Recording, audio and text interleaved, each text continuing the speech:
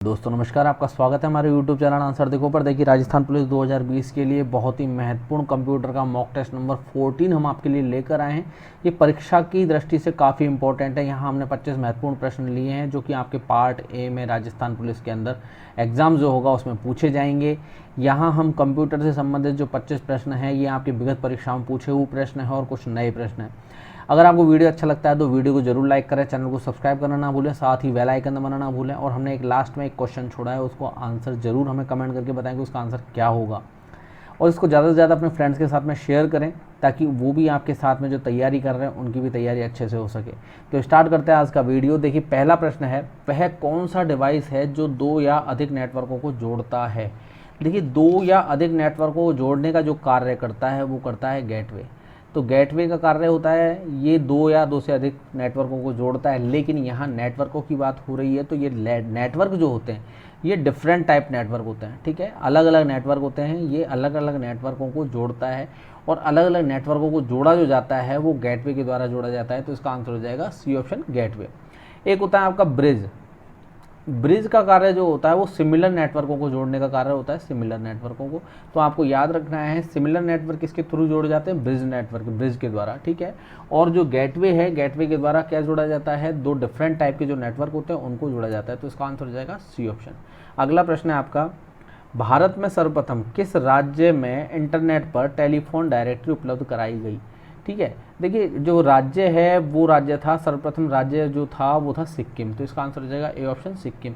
सिक्किम पहला राज्य था भारतवर्ष का, भारत देश का, कि जिसमें इंटरनेट पर टेलीफोन डायरेक्टरी उपलब्ध कराई गई थी। तो इसका आंसर हो जाएगा ए ऑप्शन। अगला प्रश्न है आपका, छोटे एप्लीकेशन प्रोग्राम जो वेब पेज पर चलते हैं और यह सुनिश्चित करते हैं कि फॉर्म ठीक से पूरा हो गया है या एनिमेशन प्रदान करते हैं, उन्हें क्या कहते हैं।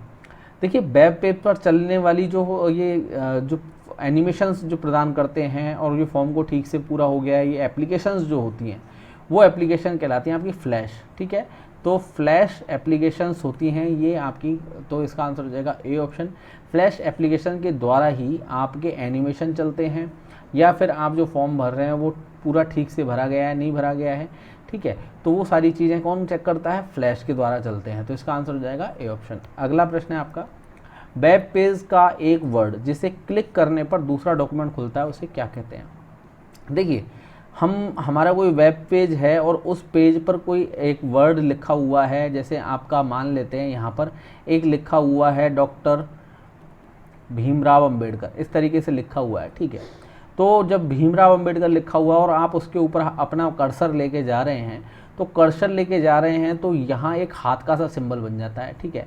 अब हाथ का जो सिंबल बना, इस सिंबल से क्या हुआ, आप जब इस पर क्लिक करेंगे, इस पर क्लिक करेंगे तो ये क्लिक करते ही क्या होगा, ये दूसरे पेज पर आपको ले जाएगा और डॉक्टर भीमराव अंबेडकर के बारे में ये बताना स्टार्ट कर देगा। तो यहाँ ये जो पेज पे ये लिखा हुआ है ये कहलाएगा आपका हाइपर लिंक। तो यहाँ इसका आंसर हो जाएगा B option, hyperlink. Hyperlink का मतलब ये होता है जब आप कर्सर उसके ऊपर लेकर जाते हैं तो वो उसके ऊपर एक सिंबल बनने लग जाता है, जो कर्सर का पॉइंटर जो होता है, एरो मार्क ना होके वो बन जाता है हाथ का सिंबल। और वो सिंबल क्या होता है, उस पर जब आप क्लिक करते हैं उस शब्द पर या उस पर लाइन पर क्लिक करते हैं तो वो दूसरे पेज पर ले जाता है या उसकी डिटेल के बारे में बताने लग जाता है, उस लाइन में जो लिखा हुआ था उसकी डिटेल पूरी बताने लग जाता है।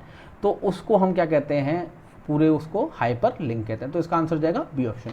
अगला प्रश्न है आपका, बैकअप क्या होता है। देखिए, बैकअप के बारे में बात हो रही है। आपने देखा होगा मोबाइल का हम बैकअप लेते हैं, डेटा जो है आप बैकअप ले रहे हैं। अगर आपको मोबाइल फॉर्मेट करना है या आपको लैपटॉप फॉर्मेट करना है और उसके बाद में आपको कुछ ऐसी चीज़ें हैं जिनको फॉर्मेट करना है, तो उससे पहले आप क्या करेंगे, उसके अंदर जो भी डेटा है, जैसे लैपटॉप है आप उसको फॉर्मेट करने वाले हैं तो उसका जो डेटा है उसको आप कहीं ना कहीं स्टोर करेंगे, दूसरी जगह पर कॉपी करके रखेंगे ताकि उसका आप वापस से उसको क्या करें, बैकअप ले सकें। तो वो सारी चीज़ें क्या हैं, आपकी जो मूल जो फाइलें हैं उनको दूसरी जगह पर स्टोर करना ही क्या कहलाता है, स्टोर करना ही आपका उनको क्या कहलाता है, वो बैकअप कहलाता है। तो इसका आंसर हो जाएगा मूल स्रोत से किसी भिन्न डेस्टिनेशन पर कॉपी करके डेटा का संरक्षण करना। तो इसका आंसर हो जाएगा बी ऑप्शन। अगला प्रश्न है आपका, वर्चुअल मेमोरी क्या होती है। देखिए, वर्चुअल मेमोरी के बारे में बात कर रहे हैं यहाँ पर। तो वर्चुअल मेमोरी जो होती है वो होती है एक हार्ड डिस्क की मेमोरी जिसे CPU विस्तारित रैम की तरह प्रयोग करता है। इसका मतलब क्या है मैं आपको समझा देता हूँ। तो इसका आंसर हो जाएगा ए ऑप्शन। हार्ड डिस्क की मेमोरी है जिसे CPU विस्तारित रैम के रूप में प्रयोग करता है। अब देखिए इसका मतलब क्या हुआ, इसका मतलब ये है कि अगर आप कोई प्रोग्राम चला रहे हैं और आपकी फाइल, आपके पास में एक मैसेज आया कि मैसेज इस तरीके से आया कि RAM not recognize this program और वर्चुअल मेमोरी, इस तरीके से कुछ लिखा हुआ आने लग गया, तो आप क्या करेंगे, ये इसका मतलब क्या हुआ कि आपकी जो रैम है वो उस प्रोग्राम को सही ढंग से चला नहीं सकती, ठीक है, उसके पास में इतनी मेमोरी नहीं है कि उस प्रोग्राम को वो रन कर सके। तो इसका मतलब ये हुआ कि जब हार्ड डिस्क की जो मेमोरी होगी वो CPU क्या करेगा, उसको एक्सटेंड करके रैम की तरह उसको प्रयोग करेगा। तो इसका आंसर हो जाएगा ए ऑप्शन। अगला प्रश्न देखते हैं, CD को कॉम्पैक्ट डिस्क के अलावा अन्य किस नाम से जाना जाता है। देखिए CD का मतलब होता है कॉम्पैक्ट डिस्क, ठीक है, और कॉम्पैक्ट डिस्क को अगर बात करें तो इसको दूसरे नाम से जो जाना जाता है वो कहलाता है ऑप्टिकल डिस्क। तो इसका आंसर हो जाएगा ए ऑप्शन, ऑप्टिकल डिस्क। अगला प्रश्न देखते हैं। अगला प्रश्न है, हार्ड डिस्क ड्राइव को स्टोरेज माना जाता है। हार्ड डिस्क ड्राइव को किस तरीके का स्टोरेज माना जाता है, ये लिख रहा है फ्लैश, टेम्परेरी, परमानेंट या नॉन वोलेटाइल। देखिए नॉन वोलेटाइल तरीके का ये हार्ड डिस्क जो ड्राइवर होता है, नॉन वोलेटाइल आपका स्टोरेज माना जाता है। तो इसका आंसर हो जाएगा ए ऑप्शन। नॉन वोलेटाइल का मतलब क्या होता है, जो जिसका नाश ना हो सके, जो अविनाशी हो, ठीक है, जो अपने आप स्वतः ही क्या हो, रिमूव ना हो रही हो, उसके अंदर डेटा आप जो भी स्टोर कर रहे हैं वो अपने आप ही रिमूव नहीं हो रहा। जिस तरीके से आपकी रैम होती है, ठीक है, तो रैम के बारे में अगर बात करें तो वो क्या होती है, वोलेटाइल मेमोरी होती है रैम। क्यों, जब आप जब काम कर रहे हो तो रैम के अंदर स्टोर होता है डेटा, लेकिन जैसे ही लाइट ऑफ हो जाएगी तो वो डेटा सारा क्या हो जाएगा, डिलीट हो जाएगा, फिर दोबारा से आपका डेटा नए सिरे से उसमें स्टोर होगा, तो वो क्या होगी, वोलेटाइल। और नॉन वोलेटाइल का मतलब होता है जो नाशवान हो, बिल्कुल जिसका नाश नहीं हो सके, ठीक है, तो उसमें से मेमोरी को आप रिमूव नहीं कर सकते। आप अगर कोई डेटा को स्टोर करते हैं तो हार्ड डिस्क में से वो रिमूव नहीं होता, अगर लाइट भी चली जाए तो वो रिमूव नहीं होगा। तो इसका आंसर हो जाएगा ए ऑप्शन। अगला प्रश्न है आपका, देखिए अगला प्रश्न है, MICR में C का पूरा रूप क्या है। MICR में C का पूरा रूप यहाँ पर पूछा जा रहा है। तो इसकी फुल फॉर्म होती है M for magnetic, I for होता है इंक, और C फॉर होता है कैरेक्टर, और R फॉर होता है आपका रिकॉग्निशन। तो यहाँ C के बारे में पूछा हुआ है, तो C magnetic, ink, character, recognition होता है। तो इसका आंसर हो जाएगा ए ऑप्शन, कैरेक्टर इसका मतलब होगा। तो इसका आंसर हो जाएगा ए ऑप्शन। अगला प्रश्न है आपका, ऑब्जेक्ट की प्रॉपर्टी में एक्सेस करने के लिए प्रयोग की जाने वाली माउस टेक्निक कौन सी है।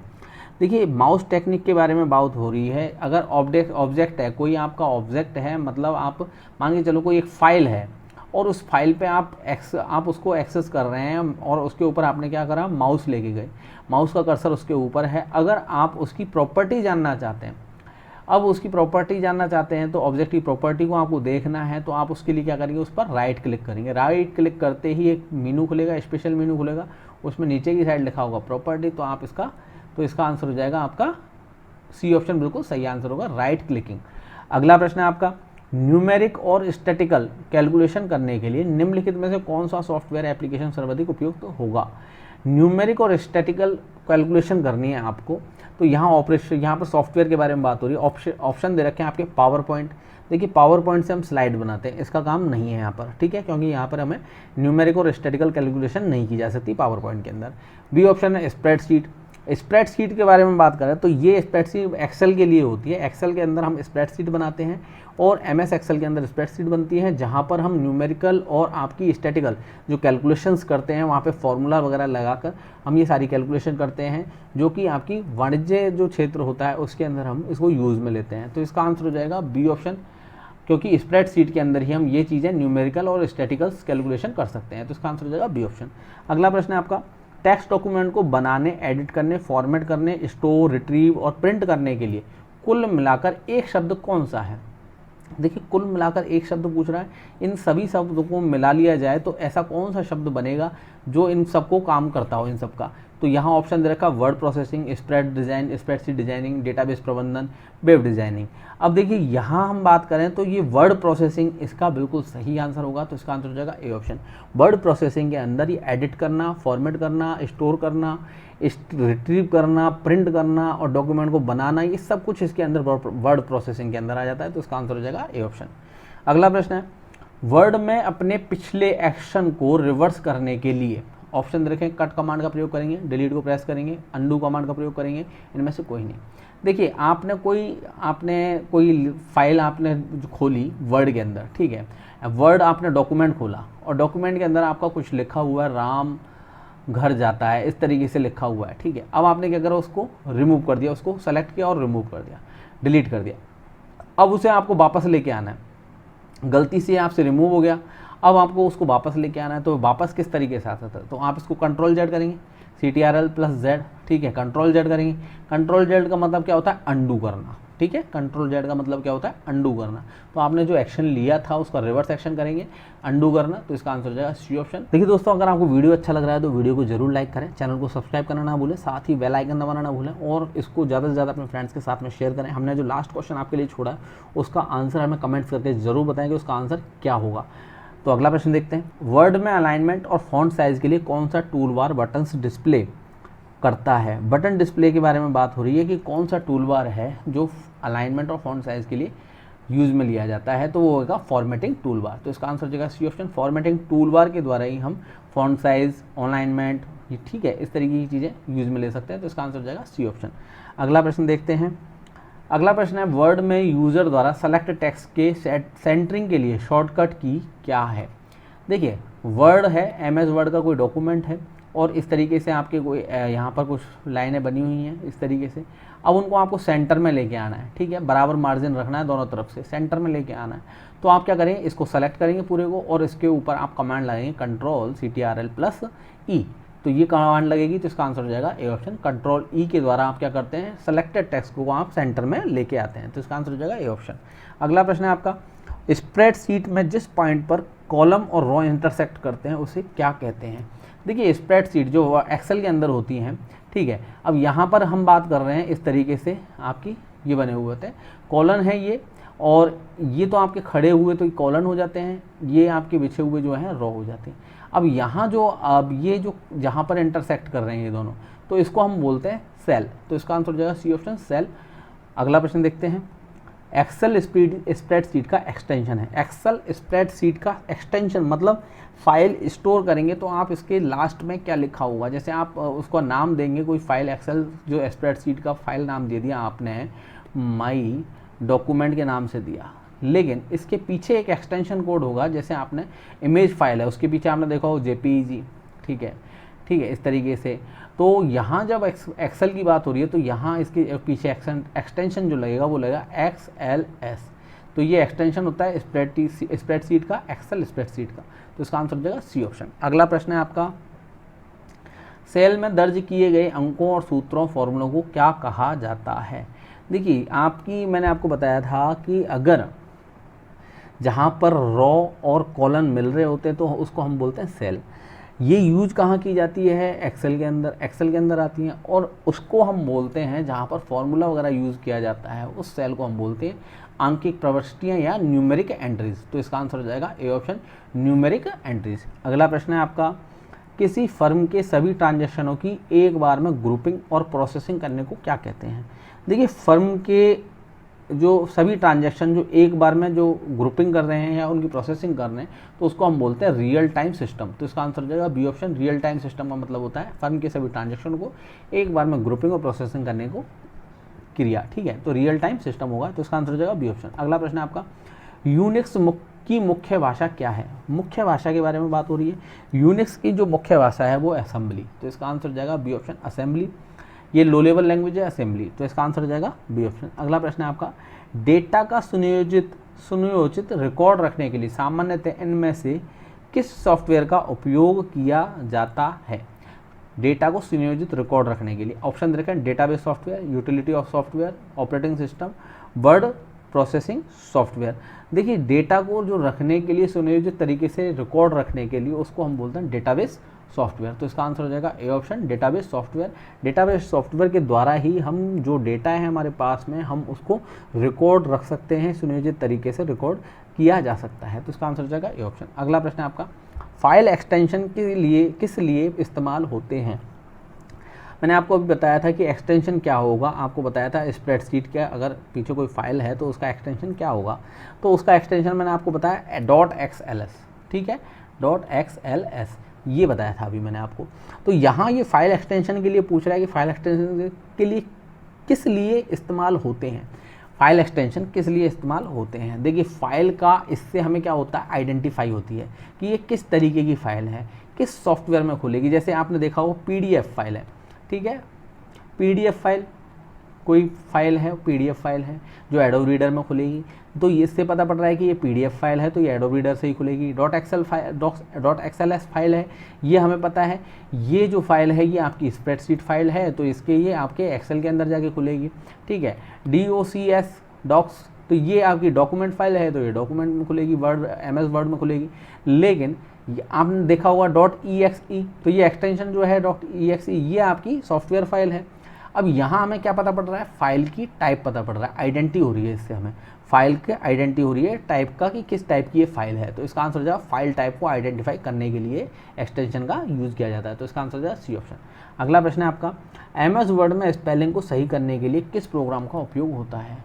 देखिए स्पेलिंग में मिस्टेक हो जाती है तो आपको पता होगा, जैसे MS वर्ड में WARD मैंने लिख दिया, वर्ड की स्पेलिंग मैंने WARD लिख दी, जबकि होती क्या है WORD। अब यहाँ हमें MS वर्ड में हम देखेंगे तो ये नीचे रेड लाइन आने लग जाएगी, ठीक है। तो यहाँ हम इसकी जो स्पेलिंग है इसको चेक करने के लिए क्या करेंगे, स्पेल चेक के द्वारा इसकी क्या करेंगे, स्पेलिंग को चेक करेंगे। जहाँ से इसकी स्पेलिंग को वो करेक्ट कर देगा तो इसकी स्पेलिंग ये WORD कर देगा, तो स्पेल चेक के द्वारा हम क्या करते हैं, स्पेलिंग को सही करते हैं। तो इसका आंसर हो जाएगा A ऑप्शन, बिल्कुल सही आंसर होगा। अगला प्रश्न है, किसी डेटाबेस के डाटा फाइलों की सूची को क्या कहा जाता है, ठीक है। किसी डेटाबेस की डाटा फाइलों की सूची को क्या कहा जाता है। डेटाबेस की डेटा फाइलों की सूची को हम कहते हैं डेटा डिक्शनरी, तो इसका आंसर हो जाएगा C ऑप्शन, डेटा डिक्शनरी। अगला प्रश्न है, समग्र डॉक्यूमेंट सेलेक्ट करने के लिए निम्नलिखित में से किसे प्रयुक्त किया जा सकता है। आप सभी डॉक्यूमेंट्स को आपको सेलेक्ट करना है, मतलब आप देखिए आपने देखा हो, मैं एक नॉर्मल एग्जांपल देता हूँ आपको। वर्ड की कोई फाइल है और उसमें आपने बहुत सारे पेज बने हुए हैं, एक से लेकर आप मान लेते हैं 50 पेज लिखे हुए हैं, ठीक है। और वहाँ आपको फ़ॉन्ट सेलेक्ट, आपके जो वर्ड जो आपकी लाइनें लिखी हुई हैं उनको सबको आप सेलेक्ट करना चाहते हैं, माउस के द्वारा आप क्लिक करके आप उसको राइट क्लिक करके आप सेलेक्ट कर सकते हैं। लेकिन अगर आपको पूरा वैसे सेलेक्ट करना है तो आप क्या करेंगे, सीधी कमांड दे सकते हैं Ctrl+A। Ctrl+A का मतलब क्या होता है, ऑल सेलेक्ट करना, ठीक है। तो इसका आंसर हो जाएगा A ऑप्शन, Ctrl+A के द्वारा हम क्या कर सकते हैं, पूरे डॉक्यूमेंट को हम सेलेक्ट कर सकते हैं। फोल्डर के अंदर कोई फाइल है उसको भी आप सेलेक्ट करना चाहते हैं, उसके अंदर बहुत सारी फाइल हैं उनको सबको सेलेक्ट करना चाहते हैं तो आप Ctrl+A करके आप उनको सबको सेलेक्ट कर सकते हैं। तो इसका आंसर हो जाएगा A ऑप्शन। अगला प्रश्न है जो आपको छोड़ा हुआ है, इसका आंसर आपको बताना है कि इसका आंसर क्या होगा। वर्ड में टेक्स्ट की फॉर्मेटिंग करते समय किस ग्रुपिंग में काम किया जाता है। ऑप्शन दे रखे हैं आपको, पहले क्वेश्चन सुन लीजिए एक बार। वर्ड में टेक्स्ट की फॉर्मेटिंग करते समय किस ग्रुपिंग में काम किया जाता है। ऑप्शन दे रखे हैं पैराग्राफ्स, इंडेक्स और सेक्शंस। बी ऑप्शन दे रखा कैरेक्टर, सेक्शंस और पैराग्राफ। सी ऑप्शन दे रखा टेबल्स, पैराग्राफ और इंडेक्स। और डी ऑप्शन इनमें से कोई नहीं। तो इसका आंसर आप हमें ज़रूर कमेंट करके बताएं कि इसका आंसर क्या होगा, बिल्कुल सही आंसर आप बताएं। और आपको वीडियो अच्छा लगा तो वीडियो ज़रूर लाइक करें, चैनल को सब्सक्राइब करना ना भूलें, साथ ही बेल आइकन दबाना ना भूलें और इसको ज़्यादा से ज़्यादा अपने फ्रेंड्स के साथ में शेयर करें और कमेंट करके हमें बताएं कि वीडियो आपको कैसा लगा। धन्यवाद दोस्तों।